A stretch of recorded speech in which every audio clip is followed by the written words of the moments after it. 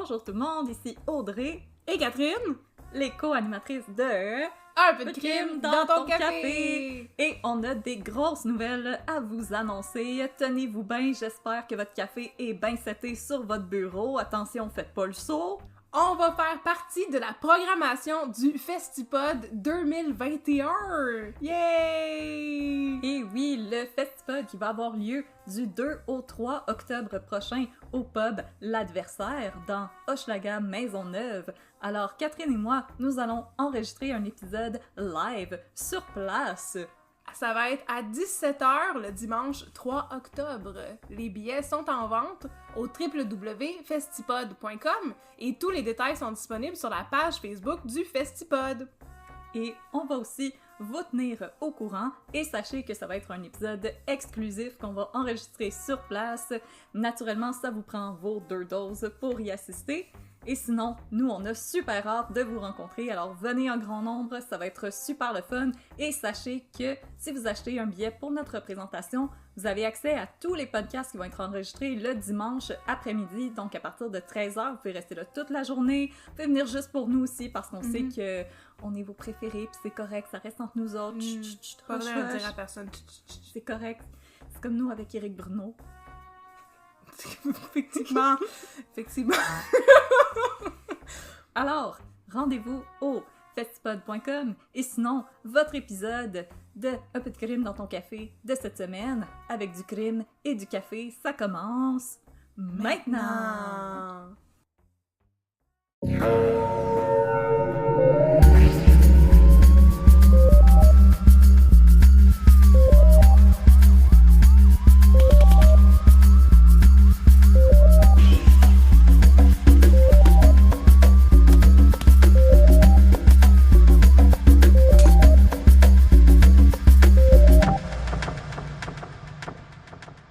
Bonjour tout le monde, bienvenue à Un peu de crime dans ton café. Je suis votre animatrice Catherine et je suis avec mon amie Audrey. Bonjour Audrey, comment ça va? Ah, ça va pas trop pire, et toi? Ça va bien, ça va bien. Alors aujourd'hui, nous avons une histoire de crime rocambolesque dont j'ignore absolument tout. Je vais me laisser surprendre, comme nos auditoristes. Yes, sir! Yes, sir! Mais ça va être une histoire très romantique, s'il y a des romantiques parmi vous, là. Oh, je vais vous gâter! C'est une histoire d'amour, de revanche, de tromperie. Je vais vous gâter, mesdames et messieurs. Oh là là, moi je suis une grande romantique, je suis certaine que je vais y trouver mon compte. Mais avant ça, je vais vous faire une recommandation de café qui va peut-être nous attirer les foudres de tout le monde. Qu'est-ce que t'en penses, Audrey? Tu sais de quoi je vais parler? Est-ce que tu penses que les gens vont être fâchés? Moi, je pense qu'il faut penser à tout le monde, à tous les budgets et aux gens qui aiment peut-être un petit peu moins le café. Alors, on fait des recommandations qui vont plaire à un public vraiment très large. Et si c'est pas votre tasse de café, on en a recommandé vraiment beaucoup d'autres de toute façon. Ouais, c'est ça. Allez écouter un autre épisode, mais ou skipper la recommandation de café. C'est à votre discrétion. Fait que je vais commencer ma recommandation de café avec une anecdote. Quand j'étais au secondaire, j'étais très stressée. Oh. Puis mon père, il me disait des fois, « Catherine, prends la vie du bon côté, bois du café 100K », qui apparemment était le slogan d'une sorte de café instantané. Oh! Du café 100K. T'as-tu déjà bu du 100K? Non, ça me dit rien. Ah, mon doux. Moi, j'ai bu du café 100K dans un restaurant déjeuner qui est au coin, je dirais, Beaubien et d'Iberville. C'est la seule place où j'en ai bu. J'ai demandé un café décaféiné, puis on m'a amené du 100K qui venait en petit sachet. C'est absolument adorable. Fais-le toi-même! Fais-le toi-même! Fait qu'aujourd'hui, tout ça pour vous dire que je vous recommande un café instantané. Un café en poudre. Oh non! Parce que, écoutez, c'est parce que là, moi, j'ai commencé à travailler, là. Moi, j'enseigne dans un collège, là. Puis dans mon bureau, là, dans mon beau collège riche, là, dans mon bureau, il y a pas ça, un frigo. Fait que je peux pas avoir du lait et mettre dans mon très bon café. Il y a pas non plus une machine à café normale. Il y a juste une maudite machine Keurig. Puis là, ça me tentait pas de comprendre comment ça marchait, les maudits adaptateurs de K-Cup de Keurig, là. Fait qu'à la place, je me suis dit, je vais m'acheter du café instant. Puis le boire drette de même, pas de lait comme une toffe. Alors, je me suis acheté le Nescafé riche décaféiné, qui est un nouveau Nescafé déca. Oh. Puis ça goûte très bon. Voilà. C'est à peu près ça. C'est l'étendue de mon review. Non, mais c'est très sucré. C'est pas amer. Dans le sens où moi, je suis vraiment une petite nature, là, puis j'ai besoin de mettre du lait dans mon café, sauf que c'est le seul café que je suis capable de boire comme ça, là, puis ça me lève pas le cœur. C'est quand même pas peu dire, n'est-ce pas? Ben, moi, je trouve que c'est parfait. Puis en plus, avec le café instant, vous pouvez faire le fameux café fouetté qui pogne tellement sur les TikTok. Ah, ben je connais pas ça, les TikTok. Moi, j'enseigne aux TikTokers, je suis pas un TikToker. Je ne suis pas une TikToker non plus, je suis beaucoup trop vieille. Ah. Donc, tout ça pour dire qu'aujourd'hui, je vous recommande, si vous êtes intéressé à boire du café décaféiné, parce que vous avez besoin de traîner ça de manière compacte et de le préparer rapidement, là, ben, je vous conseille le Nescafé riche décaféiné, qui est un nouveau café instant qui est disponible partout. Moi, je l'ai acheté dans un métro, mais c'est sûrement disponible dans toutes les autres épiceries. Fait que ça, c'est un petit peu plus budget-friendly aussi. Dans toutes les bonnes épiceries et les moins bonnes. Dans toutes les bonnes épiceries et les moins bonnes, vous devriez trouver du décaféiné. Puis si vous êtes chanceux, vous allez trouver du instant décaféiné de Nescafé en plus. Oh. Ah! Et c'est ce qui conclut ma belle recommandation de café aujourd'hui. Yay! Alors aujourd'hui, de quoi qu'on parle, Audrey? À part de la romance.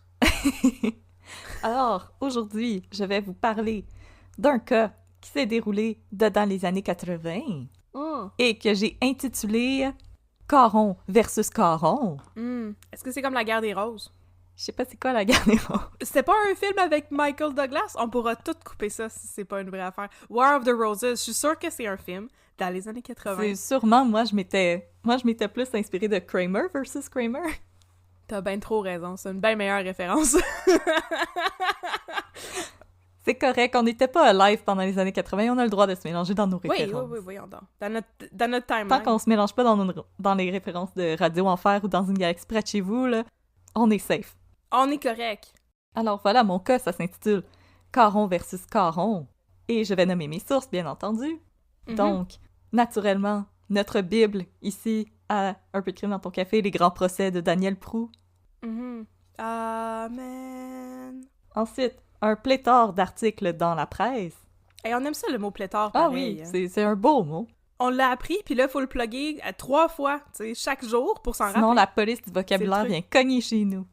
Alors, une chose que j'ai trouvé vraiment drôle et que je tenais à mentionner, parce que comme je t'ai dit, aujourd'hui, ça va être un cas vraiment très, très, très romantique. Dans un des articles de la presse que j'ai consulté pour faire mon histoire aujourd'hui, il y avait un article qui disait qu'à partir de maintenant, donc quelque part dans les années 80, c'était interdit en Ontario de toucher les danseuses pendant des danses à 10. Fait que, messieurs, on met ses mains dans nos poches. Ah! Dans nos poches à nous? Ouais, les messieurs peuvent mettre leurs mains dans mes poches sans leur temps. Ça dépend c'est qui. Ils ont déjà joué Babine. Ah, surtout ça! Ou Paul Rose! Alors, Catherine, si tu es prête... Oui! Je pense que t'es pas prête, là, tu me fais une face. je me retenais de rire pis j'avais du café dans la gueule. Oh non, ça c'est pas pratique. Tellement vulgaire à matin, là. En autant que tu ne craches pas dans ton micro. Non, ouais, on va essayer. Je suis prête. Alors, Catherine, est-ce que tu es prête à ce que je mette un peu de crème dans ton café instantané? Absolument. Je le brasse avec ma cuillère. Schling. Parce que toi et moi, on est deux grandes romantiques, Catherine. J'aimerais te transporter le soir du 29 juin 1983. Quelle belle date. Dans le vieux Terrebonne. Oh, quel bel endroit. Il fait chaud. L'air sent le spray net. Le hit de l'été. Est-ce que tu veux deviner? En 1983? En juin. Mais je pense que Dirty Dancing n'était pas encore sorti, fait que c'est probablement pas la chanson de Dirty Dancing. Non, c'est Every Breath You Take de The Police. Oh, la chanson de Stalker. La chanson de Stalker. C'est donc beau. Mais j'ai manqué ma chance de chanter la tune de Barbie's Resto Bar Grill en faisant une joke de quel endroit. Quel festin et toute une ambiance. J'ai manqué le train, mais je voulais mentionner la joke que j'ai pas faite pareil. Correct, c'est correct. Oh non, every breath you take. Ah, c'est donc ben beau. La romance. Et par ailleurs, c'est une chanson qui va s'avérer étrangement de circonstance, compte tenu de la suite des événements que je vais te raconter. Oh. Au restaurant L'Étang du Moulin, Daniel Caron et son conjoint René, tous deux âgés de 40 ans, partagent un repas copieux, au terme duquel ils décident d'aller prendre une petite marche dans le parc des Braves, question de faire descendre le souper. Même si le couple vit séparé depuis maintenant 1 an, ils entretiennent une relation plutôt amicale et se voient encore à l'occasion. Question de faire durer le plaisir, le couple Caron entreprend de se rendre dans l'île Saint-Jean, qui est accessible par un pont relié à Terrebonne. Une fois arrivé sur place, René enlace sa belle Danielle, la regarde dans les yeux, s'apprête à l'embrasser, mais se fait interrompre par un homme masqué qui émerge des bosquets et se met à rouer René de coups. Non! Paniquée, Danielle s'enfuit, les jambes à son cou pour rentrer chez elle, à Laval. Ben voyons donc. J'avais pas compris que Danielle était une femme. Je suis contente que tu viennes de le spécifier sans que j'aie posé la question. Danielle, comme ma maman. C'est parce qu'il faut le prononcer. C'est comme Patrick Roy. Comme dans l'émission Catherine. Moi, c'est Chantal, pas de Mais elle, c'est Danielle avec un E. Danielle avec un E. Fait qu'elle est retournée chez eux à Laval. Elle s'est sauvée puis elle est retournée chez elle à Laval. Mais c'est bien trop loin. Elle a-tu appelé la police? Je vais te raconter tout ça. Ben, c'est fort. Le lendemain, le corps de René Caron va être découvert par une résidente de l'île Saint-Jean qui promenait son chien. Dès leur arrivée sur les lieux, les enquêteurs de la SQ écartent l'hypothèse du vol parce que la victime avait toujours son portefeuille sur lui et celui-ci contenait près de 600 $ en argent liquide. Une fois le corps identifié, les enquêteurs tentent de joindre Madame Caron sans succès. En effet, celle-ci ne s'était pas juste enfuie chez elle après l'altercation. Elle avait plié bagage et s'était rendue dans la région de Charlevoix avec son nouveau copain pour assister à un concert. Pour assister à un concert de grande musique. Fait que ça, j'imagine que c'est un orchestre où est-ce que tous les musiciens mesurent plus que 6 pieds. Ou de la musique jouée par Frédéric de Grandpré. Un martini pour Noël! Good job, partner!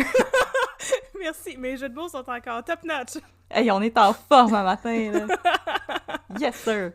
Ça va donc être à la police de Québec de prendre la relève pour retrouver Danielle Caron pour l'interroger sur les circonstances entourant le meurtre de son époux. J'en reviens pas qu'il est mort. Il s'est fait battre à mort. Mais c'est épouvantable comme façon de mourir, ça, voyons donc. Oui. On dirait que j'ai jamais entendu parler de ça de ma vie, mais j'en ai Tony déjà entendu Demers. parler, des choses comme ça, mais c'est quand même terrible. C'est horrible. Oui, effectivement.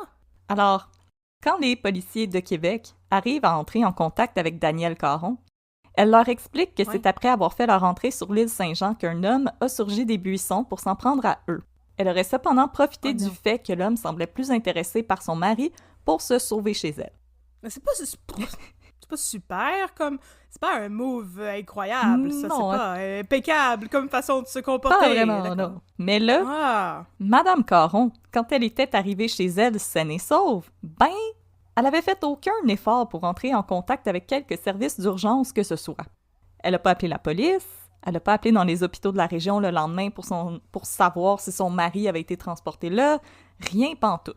Puis ça... C'est très sauce, comme diraient les TikTokers. Oui, ça, dans le jargon légal, on appelle ça pas mal sauce. Un comportement sauce, votre honneur. C'est pas mal sauce. Make it make sense, monsieur le juge. Ben écoute, Catherine, les policiers de Québec et la SQ sont d'accord avec toi. Danielle Caron est transportée par une escouade policière à Montréal, où elle va être détenue en attendant sa comparution devant le coroner 2 jours plus tard. Là, ce qu'il faut savoir, petite note historique, ce qu'il faut savoir, c'est qu'à l'époque et jusqu'en 1986, le coroner avait pour rôle de tenir une enquête publique sur les meurtres qui étaient jugés obscurs et suspects. Aujourd'hui, c'est plus ça qu'ils font, les coroners? Non, c'est plus, ça relève plus de leur fonction. C'est pour ça que je suis plus coroner. Exactement. J'ai arrêté d'être coroner, t'es rendu plat. Non, ben, dans ma tête, c'est ça que ça faisait un coroner. Ben, quand j'ai fait des recherches sur les coroners, c'est parce que mon livre se passe en 1947. C'était encore ça qu'ils faisaient, les coroners. Dans ma tête, c'est encore ça qu'ils font aujourd'hui. Mais non, c'est juste dans ma tête. Non, maintenant, leur job est aussi plate que la série Coroner. Hey, t'es en train de dire que c'était plate, la série Coroner. Ils ont élucidé des crimes liés à la radioactivité, toi et choses. Tu fais ça, toi, dans ta job? Moi, je fais pas ça. C'est excitant. Écoute, Éric Bruno, je m'excuse. La série Coroner, c'est vraiment plate. C'est plate à mort. Tu peux venir chez nous pour m'en parler. Oui, pour te confier. Ma porte était toujours ouverte. Tu peux te confier à moi. On espère que t'as eu le super bon CBC Money, parce que sinon, ça valait sans doute pas la peine. CBC Money. Sweet CBC Money. Sinon, ça valait sans doute pas la peine, cette histoire-là. Pas vraiment. Alors, c'est le coroner Roch Héroux qui va être chargé de l'enquête sur le meurtre ben sauce de René Caron. Oh, lui, son nom, il est laid. Rock et roux! Rocky Roux! Rocky On dirait Roule! comme rock'n'roll! Oui, c'est ça! On dirait un Oui. mauvais jeu de mots! Je sais, c'est vraiment pas beau. Ah, pauvre lui, ses parents devaient pas l'aimer beaucoup. On s'excuse, Monsieur Héros, si vous êtes encore en vie. Il était peut-être comme le 15e enfant de la famille, puis il savait plus trop comment les nommer. Là. Ah, Rock, I fucking Puis bless. l'autre après, ça va être Buck. Rocky Roux. Buck et roux. Oh boy. Alors, c'est Rocky Roux qui s'est chargé de l'enquête sur le meurtre ben sauce de René Caron. Pendant son interrogatoire, Daniel Caron paraît pas mal suspecte à Monsieur Héroux, qui va demander à ce que celle-ci soit incarcérée. Donc, il va demander à ce qu'elle soit incarcérée jusqu'au moment de l'enquête publique, qui devait avoir lieu 10 jours plus tard. Malheureusement, une fois le délai passé, la police ne dispose d'aucune nouvelle preuve dans l'enquête, et on est obligé de libérer Daniel Caron. Et là, parce qu'elle n'avait pas été accusée de quoi que ce soit et parce que le couple n'était pas officiellement séparé, Daniel Caron est éligible à recevoir une prime de 225 000 $ suite à la mort violente de son mari. C'est beaucoup de bidou, ça. Et l'affaire, elle aurait pu s'arrêter là, si ça n'avait pas été d'un trafiquant de drogue de Laval qui avait bien de la misère à dormir la nuit et des problèmes avec les Hells Angels. Non! Tu vas pas parler des motards, fais attention! Non, inquiète pas, je vais juste dire les Hells Angels, il y aura pas de nom ici. Attention, on parle pas des motards ici, OK? Non, prenez. Sinon, l'épisode aurait duré 17 minutes, puis le monde aurait été bien confus. Alors, flash forward. Oh!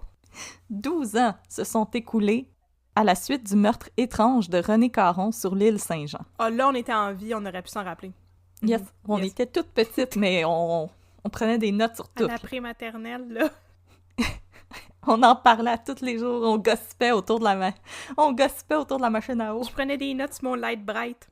En 1994, le téléphone sonne dans les bureaux de la SQ. À l'autre bout du fil, un homme du nom de Denis Boivin leur offre de devenir informateur suite à la mise sur pied d'une brigade anti-motard. Nice. Est-ce que c'est l'opération Shark? Ah, ça se pourrait, ouais. Denis Boivin, c'était un trafiquant de drogue qui faisait sa petite affaire dans les clubs de la région de Laval. Sa petite business, elle avait cependant été compromise par les Hells Angels qui avaient pris le contrôle du territoire et menaçaient sans doute d'y péter les rotules s'ils s'enlevaient pas de leur turf. OK. Mais là, ne deviens pas informateur qui veut. Alors, s'il y a des gens présentement qui voulaient pogner le téléphone et jaser avec la SQ, ça prend une couple de conditions. Ça prend des permissions spéciales pour appeler la SQ? Ça prend la permission spéciale pour appeler la Ouais, SQ. t'as l'accord du maire de ta ville, puis de ton Ouais. chauffeur d'autobus. Il te signe un petit papier, là, comme tu peux appeler la SQ, T'as c'est le droit, correct. c'est ça. Tu donnes son numéro de référence. Comme un code promotionnel. Fait que, quand un ancien criminel veut devenir un informateur, il doit révéler à la police tous les actes criminels qu'il a commis pendant sa longue carrière de criminel. Fait que first off, faut que vous ayez été un criminel. Moi, un jour, j'ai volé un livre, ça compte-tu? J'avais 10 ans. Vilaine. Oh my Puis je l'ai juste pris god! dans mes mains, puis là, je suis sortie de la librairie, puis après ça, ma mère était comme non, faut que le remettre. Tu peux pas le feuilleter dans le centre d'achat, là, faut que le remettre dans la librairie. Ben, c'est ça, comme, faut que t'aies commis des vrais crimes, là, pas juste Ah, comme, ok. quand il y avait Ouais. 5 ans, j'ai mis de la bubblegum dans ma poche. Oh non! Comme la SQ, elle s'en fout de la bubblegum puis de ton livre. là. Ok, parfait. Alors, pour en revenir à Denis Boivin, notre informateur en devenir, il révèle à la SQ qu'il a longtemps travaillé comme pusher dans les bars et brasseries de Laval. Ah, puis aussi une fois, il y a une dame qui l'a engagé pour tuer son mari. Ben oui, Une on certaine Danielle Caron. Ah! En août 1995, en collaboration avec la SQ, Denis Boivin va donner rendez-vous à Danielle Caron dans un stationnement de Laval, vêtu d'un body pack. Oh non, pas un body pack. Puis là, Luc Dion est comme « Oh, ça, c'est bon! » Je prends des notes. Alors, il est vêtu d'un body pack pour la forcer à admettre ses manigances passées en lien avec la mort de son mari. Oh my god. L'opération est un succès. Ben Au voyons. cours de la conversation, Daniel révèle tout à Denis Boivin et aux enquêteurs de la SQ qui écoutaient à l'autre bout du fil avec un petit popcorn dans les mains. Oh, c'est excitant! Caché dans une vanne, c'est ça? Ouais, caché dans une En barre. mangeant des chips. Mhm. Oh, c'est intéressant. Crunch, crunch, crunch. Et là, bien contente de pouvoir enfin fermer un dossier qui traînait sur leur bureau depuis un bon 12 ans, la SQ procède le 17 août 1995 à l'arrestation de Danielle Caron, l'ex-épouse de René Caron, de Lynn Caron, qui est sa fille, Oh my God! de Alain Fortin, un complice de Denis Boivin, et d'Alain Blot, le nouveau conjoint de Danielle Caron. Une autre personne qui a un nom stupide. Oui. Alain Blot. Alain Blot. Puis là, attends, parce qu'on rentre dans quelque chose de vraiment le fun, OK? Wow. À titre de précision, Alain Blot, il n'y a rien à voir avec la mort de René Caron. C'est juste que, quand les policiers de l'escouade des crimes contre la personne s'est rendu au domicile où résidaient Alain Blot et Danielle Caron, ben ils ont trouvé 2 plants de potes qui appartenaient à Alain Blot. Ah, maudit Alain Blot! Incorrigible. En 95, le monde était vraiment moins cool avec le pot qui était absolument pas légal. Ouais, il y avait encore le bloc-pot dans ce temps-là. Il y avait peut-être pas déjà le bloc-pot, je sais pas. J'ai pas fait mes recherches. Puis là, en plus, les enquêteurs de la SQ y en ont profité pour ouvrir une enquête sur Monsieur Blot, Ben ouais, pourquoi pas. au cours de laquelle ils ont découvert que le monsieur avait également une plantation de cannabis dans une île du réservoir de Baskatong, dans la région de Maniwaki. Ah, nice! Bon. Alors, sur place, les policiers provinciaux vont saisir 67 plants de marijuana. Hey, les temps changent. À l'époque, Monsieur Blot, c'était un criminel. Puis aujourd'hui, il pourrait mettre entrepreneur dans sa bio Tinder. Ah! CEO. CEO entrepreneur. CEO entrepreneur. Jeffrey Bezos. Mais là, moi, je trouve ça vraiment plate que le monsieur, il cultivait du pot. Parce que quand tu t'appelles Alain Blot, me semble que c'est de la coke qu'il faut que tu vendes. Oh, tabarnoche! Je l'ai pas vu venir, celle-là! Oui. Hey, ça, c'est une opportunité manquée, pareil. Hey, franchement, Hey, le it S'il was s'appelait right Alain there. Puff, il aurait pu... Hey, it was right there, c'est ça. Il aurait dû s'appeler Alain Puff à la place. Eh non, Alain Blot, puis il vend même pas de la coke, Simonac. Ouais. Dress for the job you want, Alain Blot. Alors, trêve de jeu de mots. Le procès de Danielle et Lynn Caron débute en janvier 1997. Le procès est présidé par l'honorable juge Kevin Down et Danielle Caron est représenté par Maître Jeff Burrow, qui plus tard va être l'avocat de Je sais pas. Earl Jones. Oh! Tout est dans tout! Hey, le monde est petit! Allô, Earl, avec ton toupette! Alors, presque l'entièreté de la preuve de la couronne contre les Caron repose sur le témoignage que Denis Boivin a livré en échange d'une sentence réduite. Mhm. Denis Boivin raconte donc au jury qu'à l'été 1983, il avait 21 ans et vendait de la coke dans les bars et brasseries de Laval. C'est au bar Le Bleu, situé sur le boulevard Concorde, que celui-ci avait fait la connaissance de Lynn Caron, qui était devenue une de ses clientes. Lynn Caron, c'était la fille de Danielle Caron. Oh mon Dieu, elle faisait de la coke? Oh mon God! Oh, beau pas! Et là, par un beau dimanche, Denis Boivin serait allé faire une livraison à domicile chez Lynn Caron, l'interrompant pendant que celle-ci jouait à un jeu de société avec sa mère. C'est awkward dans ta barnouche, ça? Excuse d'interrompre ta game des colons de Catane, je suis venue te livrer ta coke. C'est ça, j'ai un petit sachet ici, c'est du sucre en poudre. Ouais, Ouais, ça ouais. rend les colons de Catane le fun, hein, s'il vous plaît. Ouais, voulez-vous essayer ça, Madame Caron? Alors, Lynn aurait fait les présentations parce qu'elle était polie, tu sais. Ben voyons donc. Mais la conversation se serait arrêtée là. Maman, mon pusher, maman. Ouais, c'est ça. Ah, tu veux-tu jouer au colon de Catane? On n'est pas rendu si loin que ça, on pourrait recommencer. Ouais, c'est ça. Tu veux-tu une tasse de café? Check, ça, c'est mon chat, tu peux le flatter. Voyons donc! Le monde ne savent pas vivre. Un pusher, tu rencontres ça dans une ruelle. C'est ça que les films nous ont appris. Une ruelle sombre la nuit à côté d'un conteneur à déchets. Quelques jours plus tard, Lynn Caron aurait informé Denis que sa mère voulait le revoir. Rar, cougar! Oh, Pis t'es comme... attends, m'aller prendre ma douche. Oh. T'as un petit peu de gel dans mes cheveux? Denis se serait rendu au domicile des Caron et aurait eu une discussion en tête-à-tête avec Danielle, tout près de la piscine. Je sais pas pourquoi Daniel Proulx avait spécifié ça dans le livre, proche de la piscine. Pour qu'on s'imagine que tout le monde était en maillot de bain des années 80. Oh! Fait que probablement des speedos, puis des petits bikinis. Ils ont discuté du meurtre de son mari en jouant, tu sais, au petit jeu de volleyball que tu peux mettre dans la piscine. Ah oui! Non, en flottant sur des nouilles. Oui!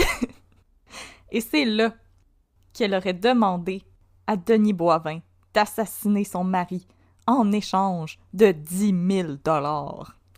Wow! Selon Denis Boivin, l'affaire était tentante et il a accepté. L'affaire était ketchup. Cependant, il a décidé, parce qu'il n'est pas fou, hein, qu'il ne passerait pas lui-même à l'acte. Ah, ben là, j'avoue qu'il est pas fou. J'allais dire, ben là, pour avoir accepté une affaire comme ça. Mais non, tu sous-traites. Exactement. Mhm. Alors, il a décidé qu'il trouverait quelqu'un d'autre pour passer à l'acte, de sous-traiter le meurtre de René Caron. Pourquoi pas?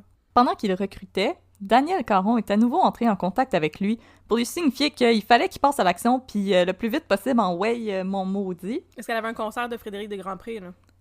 Exactement. Elle peut pas manquer ça. En fait, c'était parce que René Caron travaillait comme concepteur commercial dans le Vieux-Montréal. Et Daniel espérait toucher sa prime d'assurance-vie à la suite de son décès. Mais là, René, il avait prévu quitter son emploi au retour de ses vacances pour débuter dans une autre boîte, Oh là là là! ce qui aurait annulé la prime d'assurance au profit de celle de son nouvel emploi. Ce qui aurait scrappé tous ses plans, là. Oh! Maudit Voilà. René, tellement égoïste. Tellement égoïste. Mm. Et là, parce que le couple vivait séparé depuis déjà près d'1 an, elle savait que René ne la nommerait plus comme bénéficiaire de cette nouvelle prime d'assurance. Ouais, elle avait juste à rester mariée avec. Hein? Prenez des notes, mesdames! Il fallait aussi se presser, parce que le soir même, René devait se rendre à Sorel afin de récupérer son voilier avec lequel il comptait se rendre sur le lac Champlain pour ses vacances. Son voilier, mon Dieu, mais ils sont bien riches, ces gens-là. Ah, il était loadé, Monsieur Caron. Mon Dieu. L'argent est remis à Denis Boivin et la date est fixée, le 29 juin 1983. L'homme de main de Denis Boivin devait piéger le couple sur l'île Saint-Jean et assassiner René Caron. Pour passer à l'acte, Denis Boivin a recruté Alain Fortin, un petit bum de bas étage.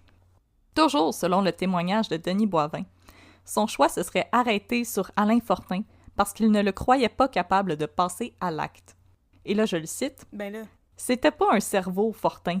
Il ratait tout ce qu'il entreprenait depuis toujours. Mon Ce Dieu. qui fait que je n'avais pas à m'inquiéter. Il allait sûrement pas être capable d'exécuter le contrat. Mais on garderait l'argent et notre cliente, elle pourrait rien faire. Elle n'allait toujours pas se plaindre à la police d'avoir été extorquée. Non, effectivement, ça, c'est un bon loophole de criminalité, là. Mais c'est quand même pas un Non. portrait élogieux d'Alain Fortin, là, ça. Il scrape tout! Il est vraiment appuyé. Il est pas capable de rien faire, jamais! Fait que je savais que je pouvais compter sur lui pour rien faire. Hein? Hein? Puis en plus, Ok. Denis, il avait pas tort. Elle peut en effet pas aller se plaindre à la police. Puis elle peut pas non plus aller à la protection du consommateur, là. C'est difficile. Non, C'est un très mauvais tueur à gages. Hmm. Mais remarque que de nos jours, elle aurait peut-être pu aller sur Yelp, là. One star comment écrit tout en caps lock. Sur le dark web. Pour faire le... Il y a sûrement un Yelp de tueurs en série. Je ne veux pas le savoir. Écrivez-nous pas pour nous le dire. Ne nous écrivez pas, on ne veut pas le savoir. Non. Et là, dans son témoignage, Denis Boivin précise également qu'il n'avait pas voulu prendre de chance et qu'il s'était arrangé pour avoir un alibi avec Lynn Caron, la fille de Daniel Caron. Oh. Puis là, comme, attention, la romance, mesdames et messieurs! OK. On prend des notes encore. Parce que le soir où René Caron avait été assassiné, ceux-ci avaient passé la nuit ensemble dans un motel de Laval. OK, on prend plus de notes, finalement.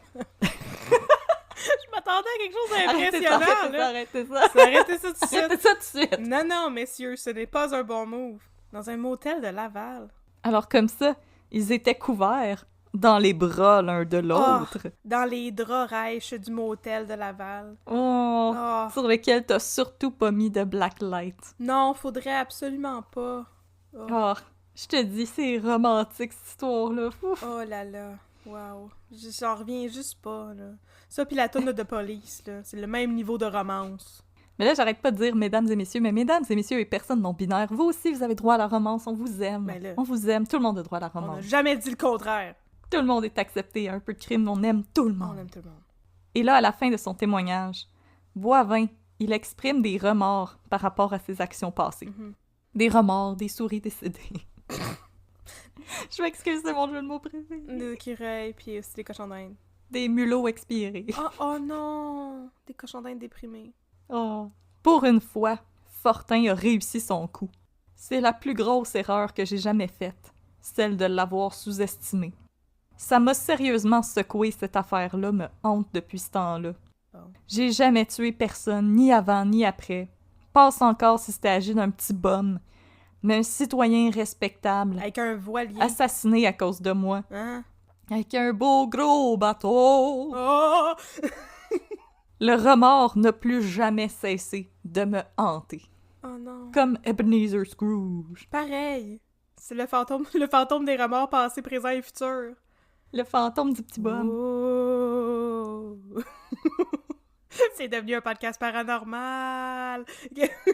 Hanté par Blanche Gardenoux. Oh non! Et là, c'est au tour de la défense de contre-interroger Boivin. Ceux-ci Ouais. vont tenter de semer le doute quant à la crédibilité de Boivin à titre de témoin, une technique qui est souvent employée quand une preuve repose sur le témoignage d'un informateur. Ainsi, Maître Bourreau questionne Boivin sur la nature de l'entente que celui-ci a conclue avec la SQ, particulièrement Ouais. les conditions financières de son contrat. Ouais. Il lui pose aussi des questions sur ses activités à titre de trafiquant de stupéfiants, mais celui-ci affirme qu'il s'est assagi depuis le temps. Ben là, c'est parce que quand les Hells Angels viennent jouer dans ta cour pis ils te font des menaces, t'as beaucoup d'incitatifs à t'assagir, mettons. Ouais, t'es comme moi, sais-tu, ça me tentait justement d'aller faire un sudoku au bord de la piscine. Ouais, c'est ça. Tout d'un coup, j'ai envie d'être agent d'immeuble. Ah, moi, là, mettre des petites pancartes en avant des maisons, je trouve ça ben le fun. Ça semble être une carrière plus sécuritaire. Très lucrative! Très lucrative et sécuritaire. Ah! Et vient ensuite le tour de Daniel Caron de témoigner. Le journaliste Pierre Richard pour La Presse raconte que tous et toutes sont curieux d'entendre le témoignage de la femme qui avait fait commander le meurtre de son mari et père de ses 2 enfants. Ouais, t'es mieux d'avoir une maudite bonne excuse, madame. Qu'est-ce qu'un homme avait bien pu faire pour que sa femme lui en veuille à ce point? Que ouais! Daniel Caron raconte alors l'histoire d'un long amour à sens unique. Oh, comme un long fleuve tranquille, mais pas pareil. Exactement. Oh non! Selon elle, René Caron était un homme égoïste, cheap et manipulateur. Comme Séraphin Poudrier. Exactement. Oh! Si René Caron n'était pas là pour donner sa version des faits, les détails relatés par Daniel Caron semblent difficiles à inventer. Selon elle, elle a passé 20 ans à être trahie, négligée, trompée, frustrée, et son amour a fini par se tourner en haine. Non, là, je veux pas faire l'avocate du diable, là. The lawyer of the devil, mais ça semble facile à inventer comme détail, contrairement à ce que t'as dit. Ouais, ben Ok. je te cite l'article de Pierre Richard. Pierre Richard. C'est facile à dire, là. Là, c'est facile de dire des choses sur les gens une fois qu'ils sont décédés. Puis par ailleurs, le témoignage de Lynn Caron, que je vais vous lire tout à l'heure, est pas tout à fait similaire à celui de sa mère. Hmm. Et en livrant son témoignage, Danielle Caron, elle tremblait comme une feuille et elle sanglotait. Et à un moment, on a fini par remettre la suite de son témoignage au lendemain, tellement elle semblait ébranlée. Hmm. La stratégie de la défense, c'est de reconnaître que l'accusé a fait appel au service de Boivin, mais pas pour faire assassiner son mari. Plutôt, elle lui aurait demandé de tapocher un peu René et de lui faire une coupe de bleu. Fait que là, il aurait pu utiliser la technique du District 31 puis mettre des canettes dans un sac puis le battre avec, là. Ouais, des canettes pleines d'eau glacée. Moi, je pense qu'ils ont vraiment manqué leur shot dans le District 31. Puis ce serait bien plus le fun de le faire avec des canettes pleines. Puis là, ils peuvent éclater dans le sac. Puis ça fait pshh, puis ça fait un gros party, tout collant. Et Plein de Pepsi. En tout cas, je pense à ça maintenant. Là. Mais il me semble que c'est pas une bonne défense. c'est pour amoindrir la peine puis faire porter la culpabilité sur Alain Fortin. Mais c'est quand même pas correct. Non, c'est quand même voie de fait, Ok, oui. mais What fait grave. voie de fait grave, Ah! ayant mené à la mort. Mais Non! mais dans le fond, c'est qu'ils voulaient faire passer ça pour un accident. Mais pourquoi tu ferais ça?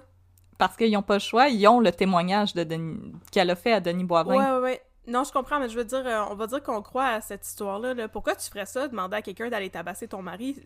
D'habitude, ce serait pour faire des menaces à quelqu'un ou comme... Mais il était pas question de ça. Parce qu'elle était une femme négligée. Ben oui, mais c'est quand qu'il entre en ligne de compte, le bout où tu fais des menaces au gars d'arrêter de négliger sa femme? Ils ont même pas mentionné ça. Mais en fait, Je vais te le dire pourquoi qu'elle a fait appel au monsieur pour tapocher son monsieur. Oui. Selon Daniel, Hein? son conjoint lui faisait vivre une cruelle désillusion. OK. En effet, si le couple vivait séparé depuis déjà près d'1 an, René Caron aurait fait miroiter à son épouse toujours profondément éprise de lui la possibilité qu'ils reprennent un jour leur vie commune en lui proposant de l'accompagner lors de sa croisière sur le lac Champlain. Là, on peut chanter encore « Vous m'avez monté un beau gros bateau. » Gros bateau. Oh, wow! Mais à la dernière minute, celui-ci se serait désisté. Et c'est là que Mme Caron aurait pris la décision de faire appel à un criminel pour qu'il batte son On mari. peut pas juste ôter le tapis d'en dessous des pieds de même, tu vas te tomber à pleine face! Hey, on m'avait promis une croisière. Sur le lac Champlain. J'ai pas eu ma croisière. Fait que toi, tu vas avoir un œil au beurre noir. Ouais. Hey, tu vas avoir de l'air fin hein, sur ton beau voilier avec un œil au beurre Sur noir. ton yaketa. Tiens! Tu vas avoir de l'air tweet. Ouais. Mais là, au cours de son J'y crois témoignage, pas en tout, mais ok, oui. Daniel révèle qu'au cours de la soirée, elle a eu un change of heart. Ah oui. Il y a juste les fous qui changent pas d'idée, Il y a Catherine. juste les fous, surtout quand t'es pour commander l'assassinat de quelqu'un. Tandis que René la prend dans ses bras Oh. pour l'embrasser. Oh, la romance à terre bonne. Elle s'est mise à espérer que Denis Boivin ne vienne pas. Oh, Parce qu'elle, elle savait pas que Denis Boivin, il avait engagé quelqu'un d'autre. Mais pourquoi que elle l'a pas juste pas amené à l'île Saint-Jean? Ça tient pas debout du tout, cette défense-là. T'aurais là. pu dire « Hey, finalement, j'ai envie de pipi. On pourrait-tu comme juste aller trouver des toilettes puis retourner à la maison, C'est regarder ça. Netflix? On pourrait aller marcher dans cet autre quartier, mettons. Cette défense ne tient pas debout pantoute. On dirait un petit bébé qui apprend à se tenir debout, mais qui tombe sur ses fesses. Mais il était trop tard. En pleurant, Oui. Daniel explique que c'est à ce moment qu'elle s'est aperçue que l'homme qui attaquait René n'était pas Denis Boivin. Puis là, elle s'est dit, mais quel hasard terrifiant! Puis là, elle avait pas compris que l'autre avait demandé à quelqu'un d'autre de faire le crime à sa place. Écoute, Oh, apeurée, oui. elle s'est sauvée. Toujours selon elle, la dernière fois qu'elle a jeté un coup d'œil à la bagarre, parce que c'était René qui avait le dessus, fait que tout était tigidou lai lai. Par la suite. Il est en train de gagner, là. J'ai pris des gageurs, tout allait bien. correct. Il était correct, il est encore debout. Tu sais, Fort comme un bœuf. Il souillait des poings, pis tout, ça se passait bien. Par la suite, elle a pris un taxi pour rentrer chez elle à Laval. Elle affirme avoir tenté à plusieurs reprises d'appeler au domicile de René et qu'elle n'a pas été capable de dormir de la nuit. Oh, ça devait être épouvantable, Oh pauvre non! madame. René! Ouh, je joue les petits violons encore. J'espère que tu vas être correct, René! René, t'as-tu gagné la bataille finalement? J'espère, j'ai pris des gageurs! Mais c'est ça, 20 piastres. Elle n'a pas appelé la police parce qu'elle avait trop peur, tant de la police que de Denis Boivin. Mais madame, elle pas peur de la police, t'as-tu vu de quoi qu'ils ont de l'air dans le district 31? Ils peuvent venir chez nous n'importe quand. Mais c'est ça, j'allais dire, pourquoi t'aurais peur de la police? L'amour est plus fort que la police, anyway. Ben là, Georges Lemay nous a appris ça. If Hey. nothing else, ben ouais. Et là, c'est le lendemain qu'elle est partie avec... Puis là, les versions diffèrent. Au début de l'épisode, j'ai dit que c'était son copain, mais des fois, Ouais. ça dit un ami. Donc, Son fuckboy. son fuckboy. Voilà.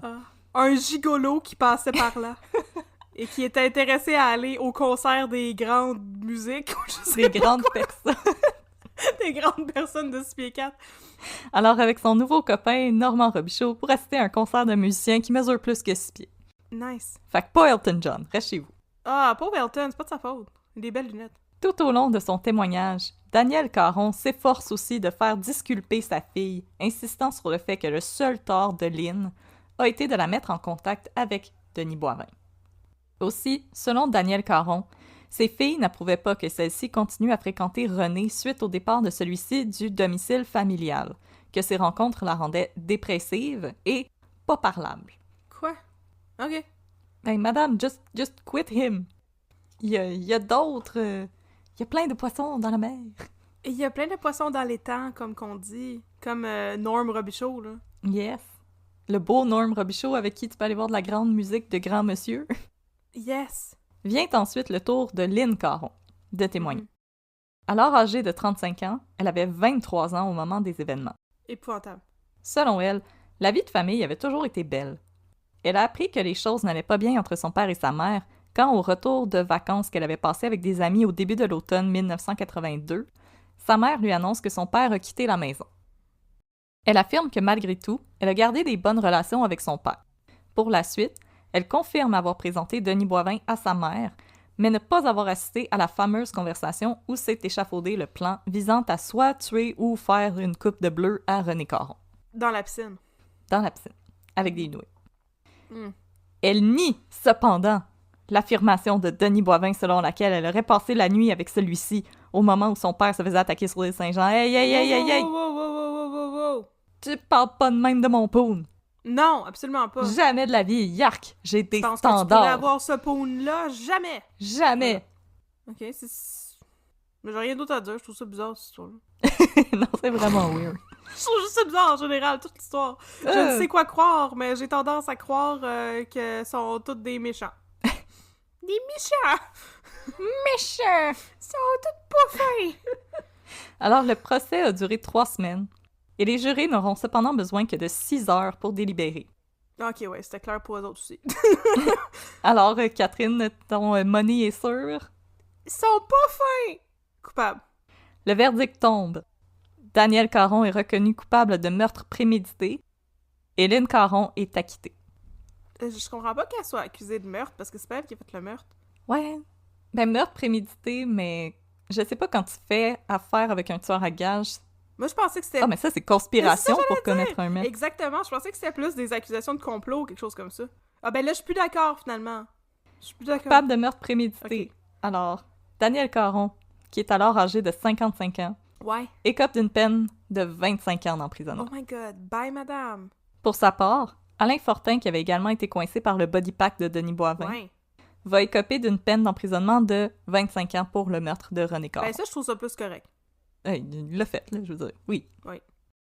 En 2007, Danielle Caron, maintenant âgée de 68 ans, Avait des cheveux comme une mop ou un chat mort quand elle donne son entrevue à TVA Nouvelle.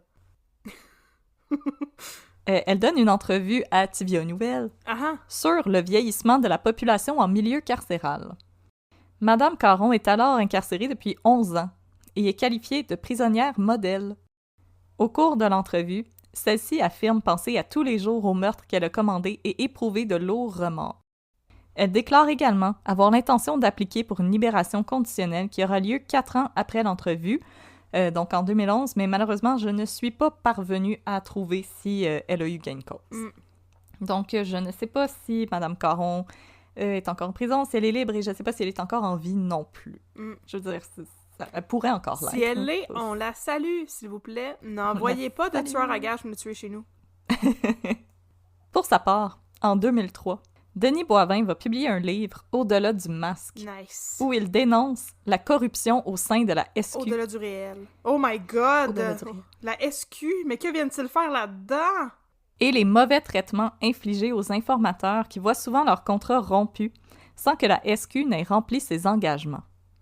Une douzaine d'autres délateurs vont se joindre à lui afin de fonder l'Association des témoins spéciaux du Québec, mais le mouvement ne durera que 3 ans Ouais. avant de Je me disparaître. demande pourquoi. Je trouve ça étrange comme cause. Ouais. C'est- Protéger les informateurs de la SQ qui donnent du dirt sur les Hells Angels. Non, mais c'est pas ça, c'est protéger les criminels qui veulent pas aller en prison, fait qu'à la place, ils ont décidé de stouler le monde. De stouler d'autres criminels pour que eux y aillent en prison à leur place. Ouais. C'est toutes des zones grises, là, au niveau de la morale. Mais je veux dire, oui, les informateurs peuvent en effet aider. Oui, ben comme... absolument. Mais je veux dire, si la SQ brise sa partie du contrat, je veux dire, je vais pas pleurer pour ça, là. Ils sont déjà pas en prison, c'est déjà ça qu'ils peuvent obtenir comme en échange de leur information. Il me semble que c'est en masse, là. Ouais, Calme-toi le point des mais en jambes. tout cas, Ok, en tout cas. Je vais pas aller joindre son association, là. j'ai cherché, le livre est disponible à la BANQ si c'est quelque chose qui vous intéresse. Donc, allez-y, c'est gratuit. Mm. Et c'est ainsi, ma chère Catherine, que se termine cette petite tragédie familiale bourgeoise. C'était toute une tragédie familiale bourgeoise, quand même, puis je pense que j'ai réfléchi, là, je fais un petit peu de self-reflection, là, puis je pense que je suis rendue bien trop pro-police. Oh non! Oh non! Bon, ok, peut-être que les infiltrateurs ont droit à des meilleures conditions de travail, là, je sais pas trop, là. Ben, ils mettent quand même leur vie en danger. Mais pas les infiltrateurs, les dénonciateurs. Les dénonciateurs, je veux dire, ils mettent quand même techniquement leur vie en danger, fait que quand même en échange de leur aide, faut les aider à s'assurer qu'ils finissent pas avec des souliers de ciment dans le fond du C'est Saint-Laurent. vrai, mais dans un monde idéal, ce serait bien mieux de juste jamais rentrer dans la criminalité, comme ça t'es jamais dans cette situation-là, tu sais.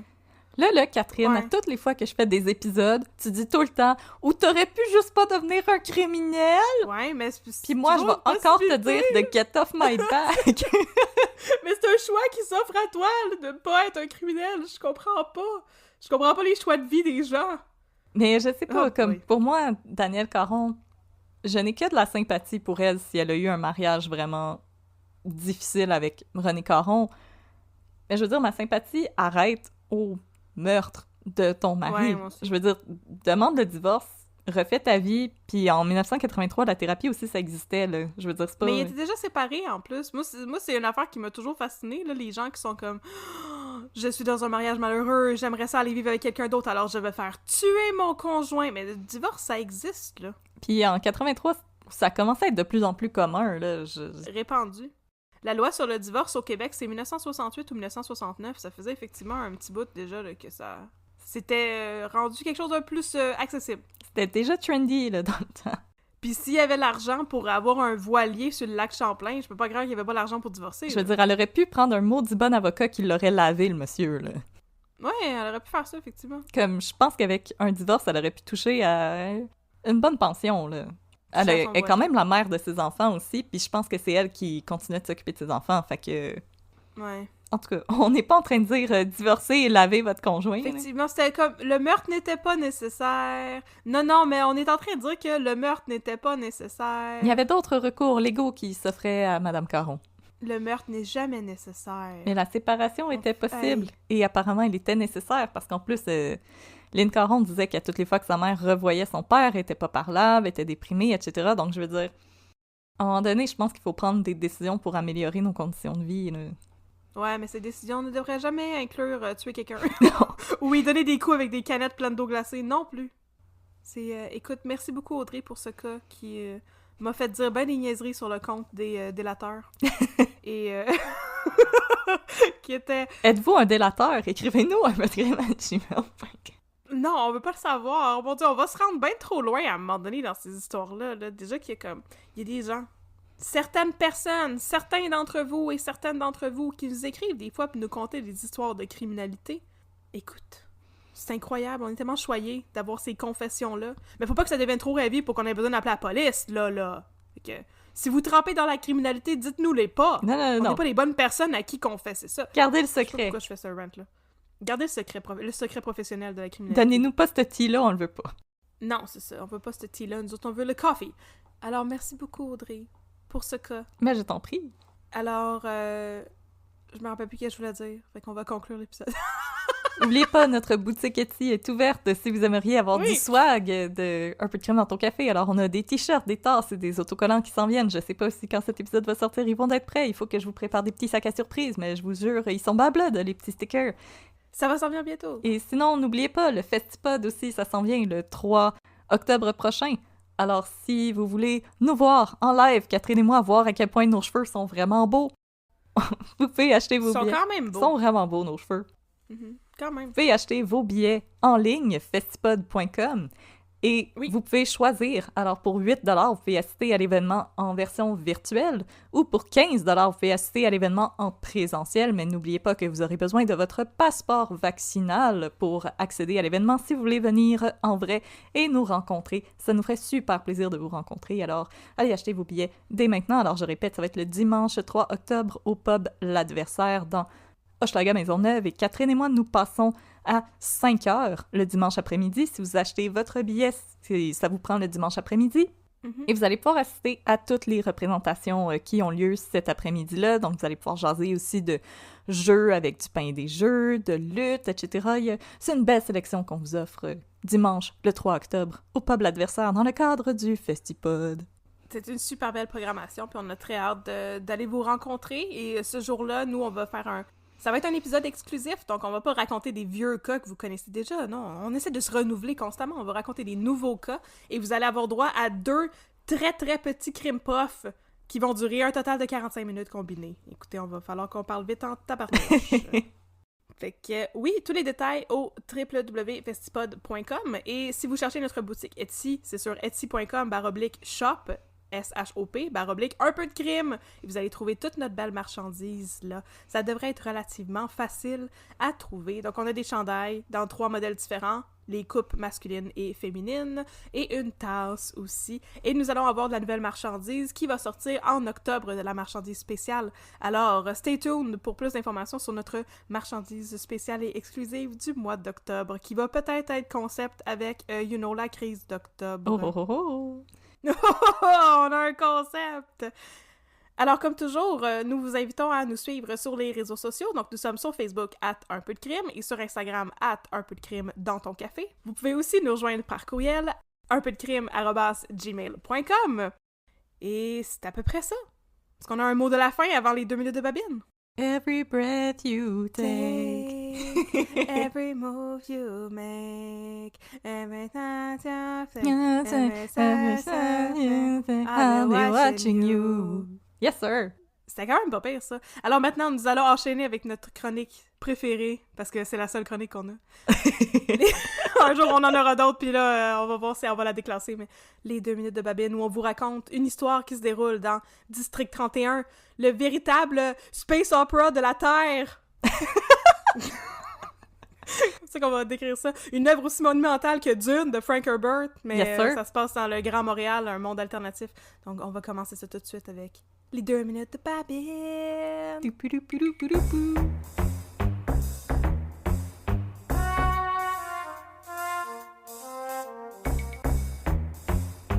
Fait que là, partner, Yes, mon chum. faut que je t'accorde une histoire absolument épouvantable. Oh non, attends, je m'assois, là, Ok, j'ai ma tasse. Ok. Du SPGM. Oui, t'as ta tasse de SPGM. Oui, attends, Ton je café vais... est pas trop fort. Non, il est juste correct. Attends, je vais resserrer mon petit veston de Simon, ça. Oh oui, je t'écoute. Ok. C'est une histoire qui parle d'égalité des sexes. Oh! Et des fesses à poupou. Oh! T'attendais pas à ça, hein? Non, attends, là, wow, je vais déposer mon café. Écoute, un moment donné, dans le district 31, Isabelle Roy, sergent détective, interprétée par Hélène Bourgeois-Leclerc, ne peut plus être dans l'émission pour la raison extérieure que elle était dans une pièce de théâtre à ce moment-là, fait que l'actrice était plus disponible. Fait que là, ils l'ont remplacée par un autre personnage, qui est une enquêtrice au crime sexuel. Enquêteur au crime sexuel, en tout cas ça, là. Bon. Elle s'appelle Geneviève Allaire. Elle est blonde. Elle a du rouge à lèvres trop rose qui fit pas vraiment avec son teint. Elle est pas mal cute, tu sais, peut-être début quarantaine. Oh. Avec un beau body. Oh, une belle madame. Une belle madame qui porte des beaux jeans ajustés. Puis là, dès qu'elle rentre dans le district 31 de Geneviève Allaire, là, elle voit Poupou, puis elle le spot. Je la comprends. Hey! Puis là, la première fois qu'ils se parlent, tu sais, elle dit « Hey, toi, là, t'es pas mal beau, toi. Qu'est-ce que tu manges pour être beau de même? » Ça ferait ma ligne avec Poupou. Ben là, je comprends. Mais là, Poupou, qui est un bel homme, là, tu sais, intelligent, là, puis fort, là. Je suis déjà vendue. Il perd complètement, absolument tous ses moyens quand il parle avec Geneviève Allaire. Puis là, elle est comme, mon Dieu, qu'est-ce que tu manges pour être beau de même? T'es donc bien cute. Puis il est comme... Puis il fait des faces awkward. Oh boy. Puis il est comme... Puis là, il change de pièce. Puis il perd toute sa game. Ben voyons là. Il est donc! plus capable pantoute de flirter. Écoute, puis là, le flirtage, là, il beurre ça épais parce que Geneviève Allaire a assez ce qu'elle veut, là, puis c'est Poupou qu'elle veut. Hey, je la comprends. Fait que là, des fois, elle rentre dans la kitchenette, là, puis le Poupou est en train de fouiller dans le frigo, puis là, il y a comme un gros plan sur ses fesses, puis là, elle est comme « Ah ouais, en tout cas, je te dirais que je te ferais pas mal, toi, là! » Ou je te ferais mal si c'est ça que t'aimes. Ça dépend qu'est-ce que t'aimes, mais... puis elle dit des affaires, là, tu sais, vraiment très osées, tu sais. Oh! Elle dit, là, qu'il y a donc ben des beaux bras, il y a donc ben des beaux muscles, il y a donc ben des belles fesses. Puis à un moment donné, elle dit tout ça, là, devant Daxia. Oh C'était non, juste pas la meilleure amie à troisième Poupou! roue. Ah, la meilleure amie à Poupou! Puis là, une fois que Geneviève Allaire est partie de la pièce, là, Stéphane, il regarde Daxia puis il dit « Là, t'es témoin, là. T'as vu ce qui s'est passé, tu sais. » Puis là, après ça, le lieutenant par intérim, qui à ce moment-là est Luc Picard. Ah, Luc Picard! Il demande à Geneviève d'aller le voir dans son bureau. Oh my Puis God. il dit « Ferme la porte, là, faut que je te parle. » là. Il dit « Il y a une plainte qui a été déposée contre toi, Geneviève. Pour harcèlement sexuel. » Puis le poupou, il rentre, accompagné de tous les autres enquêteurs. Oh non! Puis là, Luc Picard, il dit « C'est Stéphane Pouliot qui a fait une plainte contre toi. » Puis le poupou, il dit « J'ai tous ces témoins-là. Tout le monde a été témoin que t'arrêtes pas de faire des commentaires sur mes fesses. » Puis là, elle est comme « Ben voyons donc, c'était parce que c'était des jokes, là, puis comme, faut pas pogner les nerfs, tu sais. Mais c'est du gros harcèlement sexuel, puis on niaise pas avec ça, sauf qu'apparemment, dans District 31, on niaise avec ça, parce que immédiatement, tout le monde commence à rire. C'était rien qu'une joke, il y avait pas vraiment de plainte, puis c'était la manière vraiment bizarre de Poupou d'en fait lui demander à Geneviève si elle voulait aller souper avec lui. Ben voyons donc! Je te jure. Auditoriste, le harcèlement sexuel, ça touche les hommes aussi, là. C'est pas Oui. correct. C'était weird d'en Absolument faire une pas. joke parce que les commentaires qu'elle faisait étaient vraiment déplacés, puis honnêtement, moi, ça me rendait mal à l'aise de regarder l'émission, puis mon chum aussi, qui était comme, OK, si quelqu'un me faisait des commentaires comme ça, je saurais pas comment réagir, puis c'est pas cute pantoute, là. Tu peux pas juste arriver à quelqu'un puis lui dire que tu trouves qu'il a des belles fesses puis que t'aurais le goût de toucher ses fesses, là. Non. Non, ça Tu peux le penser, par exemple, mais... Oui, ça c'est bien correct. Mais écoute, non, c'est ça, Non, Geneviève Allaire, c'était un peu trop agressif, là, puis ça virait dans le harcèlement sexuel, puis ils ont décidé de virer ça en blague, puis faire une fausse plainte d'harcèlement sexuel, juste pour que Poupou puisse lui demander « Ça te tente-tu d'aller souper? » Oh, Voilà. j'aime pas ça. C'est la fin de cette histoire de mauvais goût. Mais ça n'a pas marché, finalement, Poupou puis Geneviève Allaire. Ben là, j'étais une couple d'épisodes plus loin, puis je sais pas trop, là, parce que y a vraiment pas de game, là, puis à toutes les fois qu'ils demandent si elle veut qu'ils aillent souper ensemble, son excuse, c'est pas « ça me tente d'aller souper avec toi », c'est comme « ben tout le monde pense qu'on couche ensemble anyway, fait qu'on devrait aller souper ensemble », ce que je trouve qu'il est un terrible pick-up line. Vu que tout le monde pense déjà que comme il se passe quelque chose entre nous, il devrait se passer quelque chose entre nous, comment Stéphane, c'est Oh non, tu me fais détomber en amour là, avec Poupou, là. ben là, tu détomberais en amour sérieux en regardant la saison 2, là, je t'avertis, là. Ew. Donc, c'est ça, je sais pas trop ce qui va se passer par la suite, mais en tout cas, il y avait toute cette histoire-là qui, moi, me rendait foncièrement mal à l'aise, puis je te dis que si j'étais un personnage de District 31, je me garderais une petite gêne. Le harcèlement sexuel en milieu de travail, ou en général, c'est jamais cool. Non, c'est Vous l'avez jamais entendu drôle. ici, chers auditeuristes, chers partners de notre district. Alors, Luc Dionne, on te donne un challenge, mon homme. Ouais, Fais mieux que ça. fais mieux que ça. Fais mieux que ça, c'est pas si difficile que ça, là. Quand t'as des commentaires salaces à dire à tes collègues, écris-les dans ton journal avant, puis après ça, demande-toi si tu dirais ça devant ta mère. Hein? Si tu dirais pas ça, tu te retiens de le dire devant tous tes collègues, à tous tes collègues, là. Voilà. Fait que c'est ça, mon chum. Yes, C'est sir. une histoire qui m'a mis bien à l'envers. Écoute, je te comprends mieux moi avec. Écoute, je sais que Poupou il a sûrement baissé dans ton estime, là. Il aurait dû faire une plainte pour de vrai. Et plus de respect pour ta personne, Stéphane. Come on, Tu me vaux Stéphane. mieux que ça. Ouais. Fait que c'est ça que je voulais te conter, mon chum. Alright, ben merci, partner, c'était pas mal intéressant, ça. Ça fait plaisir, mon chum. Ça m'a donné une belle leçon de vie. Je sais. On peut tous en apprendre des choses en écoutant District 31, ne serait-ce que par le contre-exemple. Yes, sir. Fait Yes, que, 10-4, partner. 14, mon chum. Alright.